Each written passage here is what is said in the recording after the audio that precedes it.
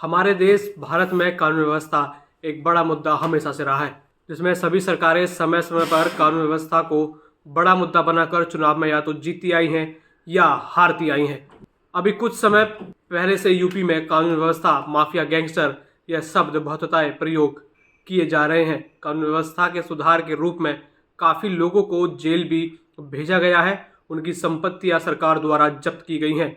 कानून व्यवस्था बनाए रखने का कोई भी ऐसा पैमाना तय नहीं हो सका आज तक जिसके संदर्भ में यह कहा जा सके जिससे कि निष्पक्ष कानून व्यवस्था काम कर रही है। हमारे देश में कोई भी एक विषय ऐसा नहीं है जिससे राजनीति को अलग किया जा सके। सीधा सा कहना का अर्थ ये है कि अपने छाछ को कोई भी खट्टी बताने को तैयार ही नहीं है।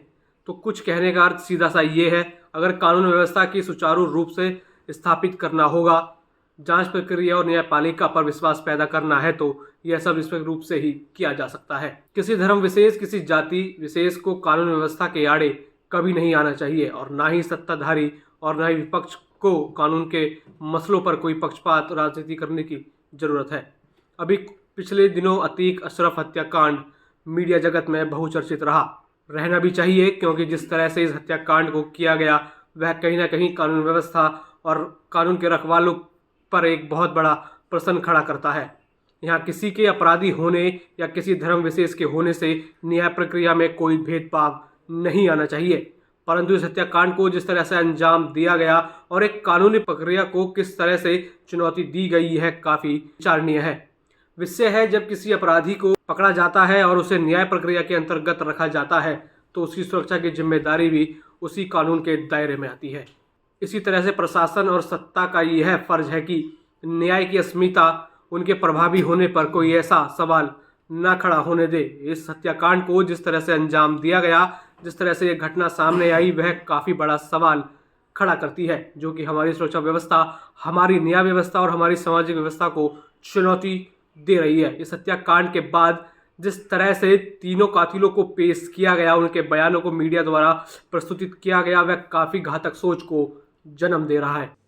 अतीक के साथ जो हुआ, मैं उसका समर्थन करता हूं, मैं उसका बिल्कुल समर्थन करता हूं। खतरनाक है ये जो जहर आप बोल रहे हैं ना यहाँ पर, बहुत खतरनाक है। कोर्ट ने बहुत खतरनाक के साथ न्याय मुझे लगता है कि आपको ये रोकना चाहिए। हमें समझना होगा कि खुले मन से अगर इस तरह के बयान देश और समाज के सामने रखे जाते हैं तो लोगों को क्या संदेश मिलेगा, यह समझना पड़ेगा। अगर हम फैसले अपने हाथों में ले लेंगे तो न्याय व्यवस्था और सुरक्षा व्यवस्था का कोई भी औचित्य नहीं रह जाता। सबसे बड़ा सवाल इस हत्याकांड के बाद यह उठ रहा है कि हमारी जांच एजेंसी और सुरक्षा एजेंसियां, उन हत्यारों के पास अत्याधुनिक हथियार कहां से आए और कैसे, क्या कारण थे जिन्होंने, इसमें सबसे बड़ा एजेंसियों के ऊपर सवाल ये खड़ा होता है कि उन हथियारों के पास इतने अत्याधुनिक हथियार किस तरीके से उन तक पहुंचते हैं और किस तरीके से वो इस हत्याकांड को अंजाम देते हैं। दोनों अपराधियों किस तरीके से रात में स्वास्थ्य जांच के लिए ले जाया गया। इस हत्याकांड से जुड़े हर पहलू पर अनेक सवाल खड़े हो रहे हैं। इस हत्याकांड के बाद पेश किए गए तीनों हत्यारों को न्यायालय में पेश किया गया, परंतु जांच एजेंसी और सुरक्षा एजेंसियों की तरफ से आगे की जांच के लिए इनकी कस्टडी ना मांगना अपने आप में एक बड़ा सवाल खड़ा करती है। क्या जांच एजेंसियों को इस विषय की जानकारी हासिल करने में कोई दिलचस्पी नहीं रही? इन हत्यारों को इस हत्या के लिए प्रेरणा व हत्यारों की व्यवस्था कहाँ से हुई, कैसे की गई, यह तीनों हत्यारे कहाँ एकजुट हुए, किस तरीके से इन्होंने सारे वाकया को अंजाम दिया और किस तरीके से प्लान बनाया और हथियार कैसे उनके द्वारा जुटाए गए। जबकि दो हथियार इतने आधुनिक थे और विदेशी थे, सामान्यतः इतनी आसानी से हमारे देश में नहीं मिलते।